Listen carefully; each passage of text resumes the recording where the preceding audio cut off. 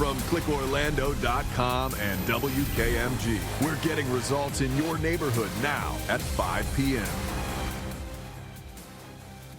Now at 5, a problem at the airport when it comes to passenger pickup. The issues rideshare workers say are not getting better as they prepare for a busy holiday travel week. Plus, the first named hurricane of the 2024 Atlantic season makes landfall and breaks several records in the meantime. The 5 p.m. advisory just came out showing the updated path for Hurricane Beryl. Thanks for joining us on this Monday. I'm Matt Austin. And I'm Lisa Bell. The Category 4 hurricane made landfall earlier today, pounding islands in the Caribbean with heavy rain, wind, and storm surge. Let's get right over to News 6 meteorologist Julie Broughton tracking where the storm is headed now, Julie. And we just got that 5 o'clock update. It is still a Category 4 storm, just a powerful monster hurricane moving through the Caribbean with those 150 miles per hour. Pressure is at 944 millibars, and it is moving to the west-northwest at 21 miles per hour. Now remember, we get new updates, new tracks rather, at 5 and 11, and anytime there are advisories, watches and warnings in place, then they do an intermediate update at 2 and 8, but we don't get a new path then. So here's how it looks. It will continue moving off to the west and northwest, looking at winds at 145 miles per hour by tomorrow afternoon, continue to the south of Hispaniola. And notice the cone there. That just shows where the center of circulation could go. So we are really talking about the potential of devastating consequences throughout much of the Caribbean with those powerful winds, storm surge, as well as a lot of rain, then moving toward the Yucatan Peninsula by Friday into the Bay of Campeche as a tropical storm this weekend. We will continue keeping a close eye on that for you. Also want to let you know what is happening across our area. Rain chances today have been a little bit lower. The coverage showing that west coast sea breeze moving inland, so areas like Marion County back down through toward the villages, seeing some isolated showers, and some of those beginning to move into western Sumter County. We've seen a late start to the showers today. I do think we'll still see a sea breeze collision off to the west of I-4 as we head through the next couple of hours. So we'll keep an eye on that and let you know how things are shaping up for your 4th of July. All that's coming up in a few minutes. Thank you, Julie. Now, even though there's no threat from Hurricane Beryl to us here in Central Florida, the tropics are clearly heating up, and parts of the Gulf Coast will need to watch the storm closely beyond the 4th of July. Even though we know the storm won't impact us, it's causing damage in the Caribbean. Just take a look at this video. This is from the Windward Islands in the Barbados area, where 150-mile-per-hour storm winds blew roofs off homes. And here's why we're talking about it. Now the National Hurricane Center says the 2024 Atlantic hurricane season is going to be off the charts. Beryl has already broken 3 long-standing Atlantic hurricane records. The main one, Hurricane Beryl, is the earliest Category 4 storm on record. This means we have never seen a Cat 4 storm this early in the season. The earliest we had seen was Hurricane Dennis, which formed as a Cat 4 on July 8th in 2005. Now, before it became a Category 4, Beryl had already broken 2 other records. This past Saturday, Beryl became the easternmost hurricane to ever develop during the month of June.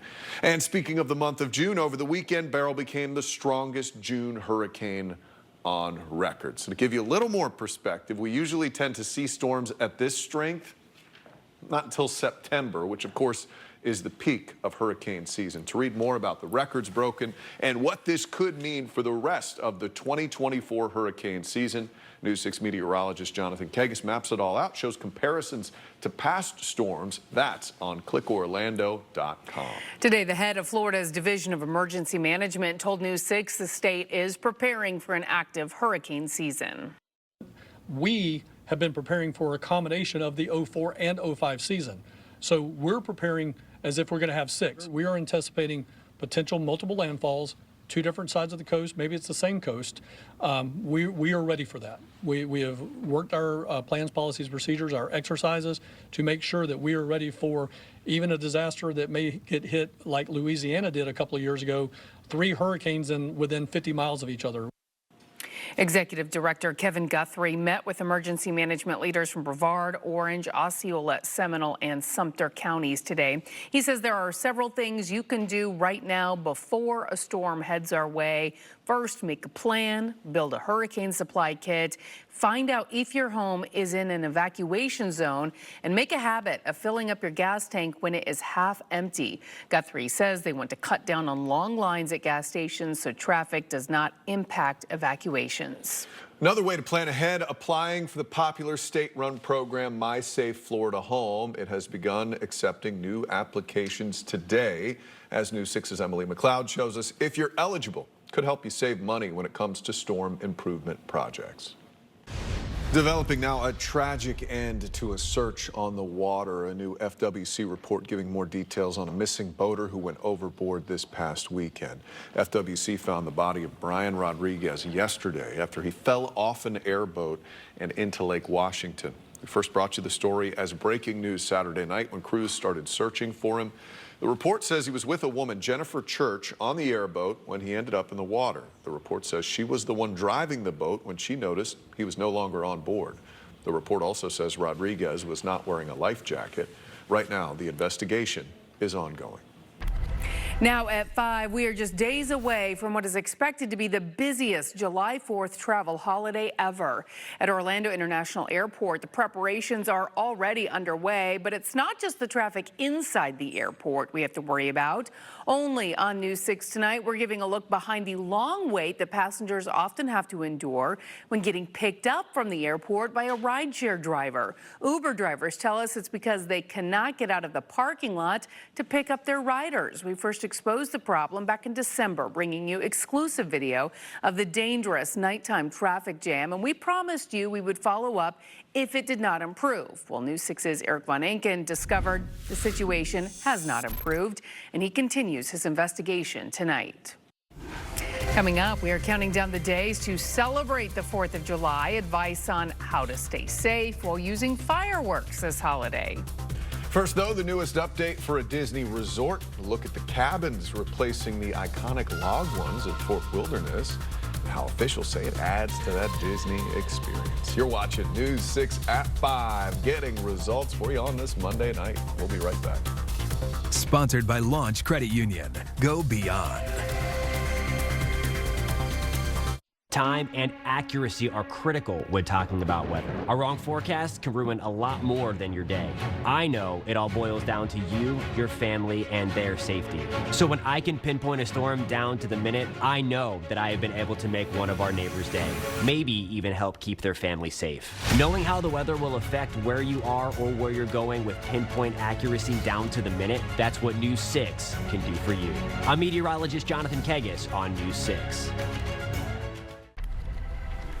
Well, remember these Disney Fort Wilderness cabins? We told you about them being for sale. Our News 6 insider guide and morning anchor Crystal Moyer showed us the in-depth look at how earlier this year local companies started selling these cabins from Disney.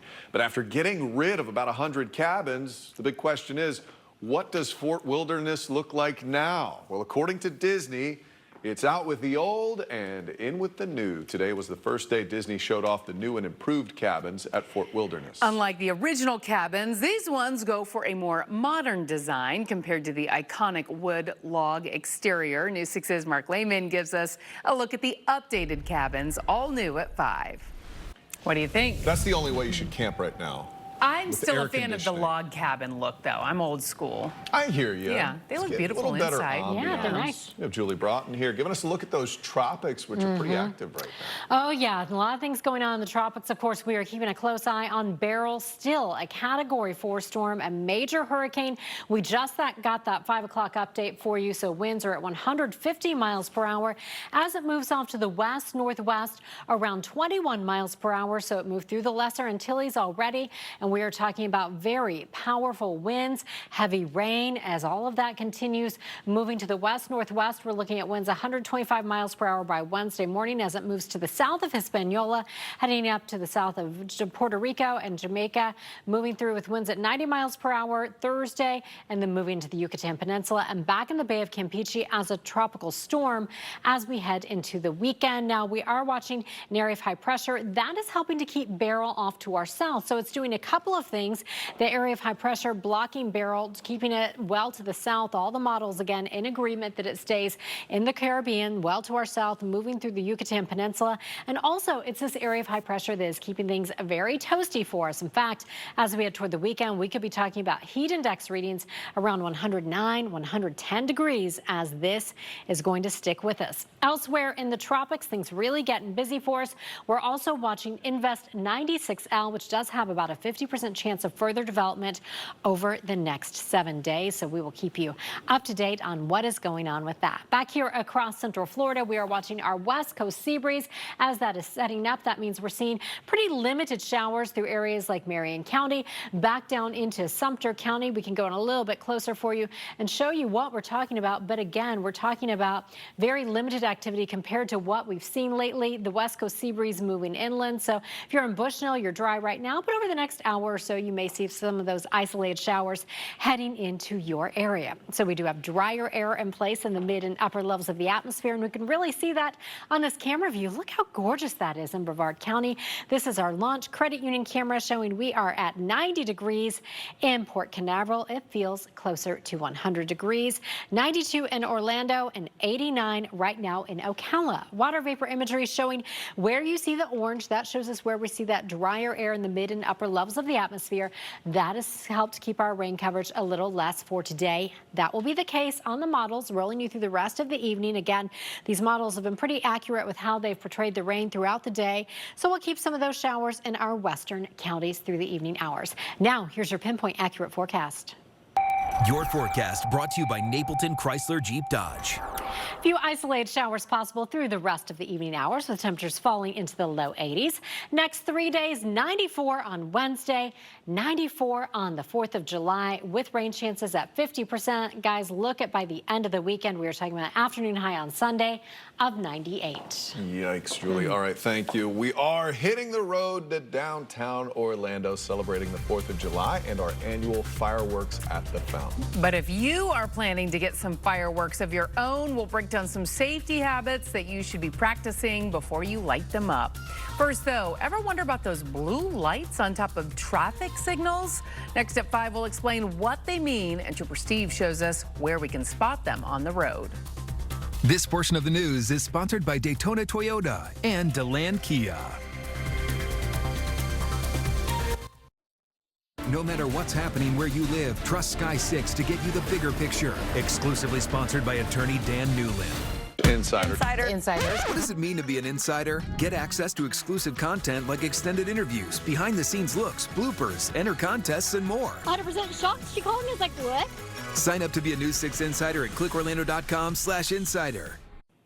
If you've driven almost anywhere in Central Florida, you've probably seen these blue lights on top of some traffic lights. But what exactly do those mean? They are known as red light indicators. They are used by law enforcement to monitor intersections to catch people who run red lights, all from a safe location. Today, Trooper Steve takes us to downtown Orlando, the location for our next Hits the Road segment. He shows us how they are used to promote safety on the road.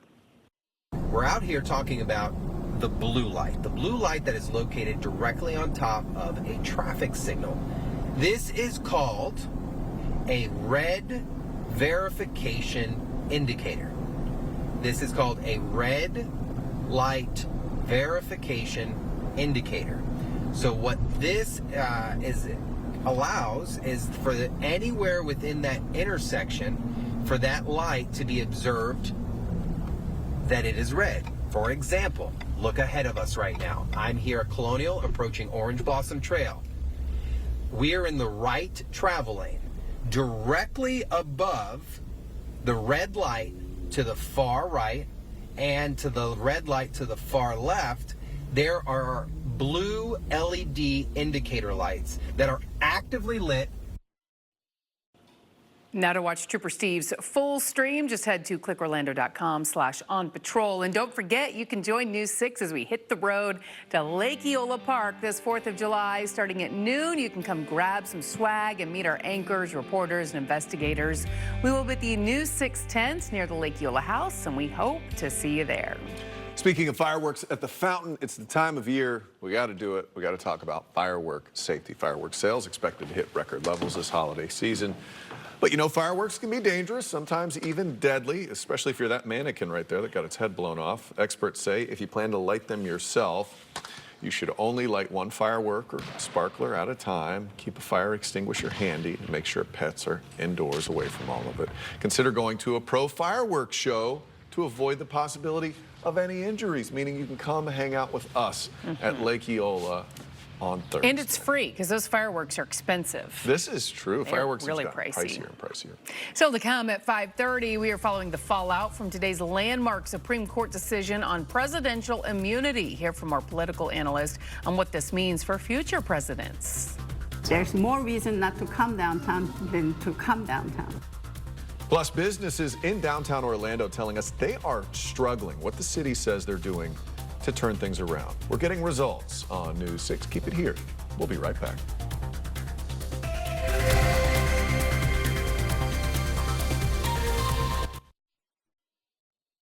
My wife's been in and out of the hospital. This was really going to help out. So when you need results, I go to Channel 6. Live from clickorlando.com and WKMG. We're getting results in your neighborhood now. Website in the U.S., all because of you. You trusted News 6 to bring you every live stream, news update, and exclusive story. And now the entire country has noticed. When you want to know what's happening in Central Florida, turn to the best local news website in the country. Award-winning clickorlando.com. Here's what's happening on clickorlando.com. Spice up your travel with our list of the 10 sexiest cities in America. Plus, ever wonder about that half-buried woman at Lake Eola? We've got the scoop. All this and more at clickorlando.com. Have you been threatened by the IRS? You are not helpless. You have the power to fight wage garnishments and fight levies on your accounts. I'm Justin Clark. Call me now for a free consultation or visit youhavepower.com and take back control of your financial life. Live from clickorlando.com and WKMG. We're getting results in your neighborhood now at 5:30. Right now at 5:30, work is underway to protect a problem stretch of beach from future storms. Plus, why prosecutors are dropping charges against a man they say threatened to blow up 2 churches. Glad you're with us tonight. I'm Matt Austin. And I'm Lisa Bell. You're watching News 6 at 5:30. We start, though, in the tropics where history was made earlier today. Hurricane Beryl made landfall in the southeastern Caribbean earlier today as a Category 4 storm. It is the earliest we've ever seen a storm this strong develop. Now, Beryl isn't going to impact us here in Central Florida, but meteorologist Julie Broughton is pinpointing another development that's happening right behind it. Yeah, we'll talk about that in just a moment. But first, let's get to the very latest with Beryl. We just got an update at 5 o'clock. I'm going to show you the visible satellite imagery. You can see it's pushing off toward the west. And notice on the visible satellite imagery how well defined the eye is, how symmetrical the system is. We are talking about just a monster Category 4 storm. We get new tracks and advisories every 6 hours. We get an intermediate advisory anytime there are watches or warnings in place. But the tracks come out at 5 and 11. So we just got a track at 5. As of 5 o'clock, winds are at 150 miles per hour. Again, that is a Category 4 storm. The first time a Category 4 storm has ever formed in the month of June in the Atlantic. Pressure down to 944 millibars. Here's how it looks as we watch it push off to the west and northwest. Again, an area of high pressure blocks it well to our south, but this really just will be devastating for lots of folks in the Caribbean. We're talking about winds at 145 miles per hour tomorrow, down to 125 miles per hour as it moves to the south of Hispaniola on Wednesday, and then 110 miles per hour Wednesday afternoon, moving into the Yucatan Peninsula by the weekend and into the Bay of Campeche this weekend as well. This is Invest 96L. We'll talk more about that for you coming up in just a few minutes. Thank you, Julie. Well, officials are keeping incoming hurricanes in mind as a dune renourishment project nearly 14 years in the making in Flagler County is officially underway. The Army Corps of Engineers dredging sand in to restore miles of dunes. So we've shown you how even small storms have eaten away at the county's dunes, even knocking sections of A1A out at times. News 6's Molly Reed is on Flagler Beach with a look at how this project hopes to stop that. The man who called himself the donation bomber is no longer facing charges for bringing suspicious packages to 2 Brevard County churches. On Mother's Day, the bomb squad rushed to Cocoa when those packages were discovered at Clear Lake Baptist Church and Shield of Faith Ministries, both of them on Minnie Street. Surveillance showed the man dropping these packages off here, but now the state attorney's office says what was written in them was so confusing and vague, they don't think Tim Stammet actually planned on blowing up those churches. News 6's James Barbero has followed this scary situation since that Sunday church was disrupted, and now he has the latest on the development. Today was the last day of the Supreme Court's term, and justices ended it with a major decision that could have impacts for decades. But fallout will be felt immediately in the 2024 election. In a 6-3 decision, justices ruling former presidents have absolute immunity from prosecution for official acts related to their core constitutional powers as president. So what exactly does that mean? News 6's political analyst Jim Clark is here now with more insight on this. And Jim, some are calling this a major win for former President Trump in the 2 federal cases he is still facing. Do you think that's the case? And are there any other winners and losers in this room? Kind of ran into that with the classified document. What's classified when somebody says it or looks at it? Right. Or, yeah, so fascinating stuff. Jim Clark, we will have much more to talk about leading up to November, my friend. Thank you. After the break, downtown Orlando is in many ways the heart of Central Florida, but in recent years, some businesses say things have really slowed down. Why some say it's happening and what's being done to try to turn it around. And later, grilling. It's been a long-time staple of 4th of July celebrations. What experts think is behind a cooling off in the grilling industry. You're watching News 6 at 5:30. Getting results. We'll be right back. This portion of the news is sponsored by Good Greek Moving and Storage.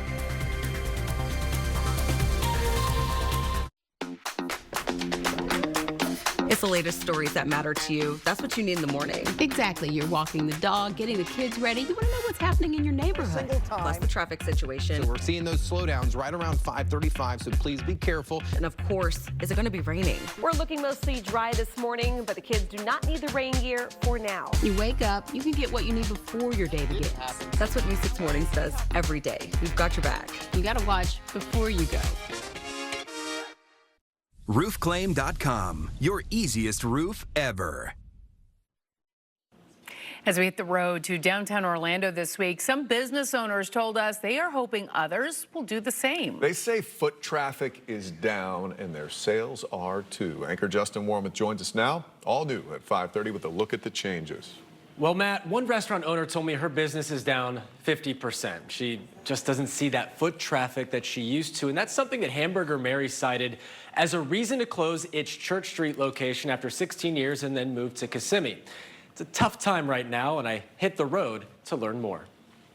All right, so I did talk to several other restaurant owners and managers on the phone all throughout the downtown area, and it seems the ones around Thornton Park are seeing more success than those closer to the Church Street area. That is interesting.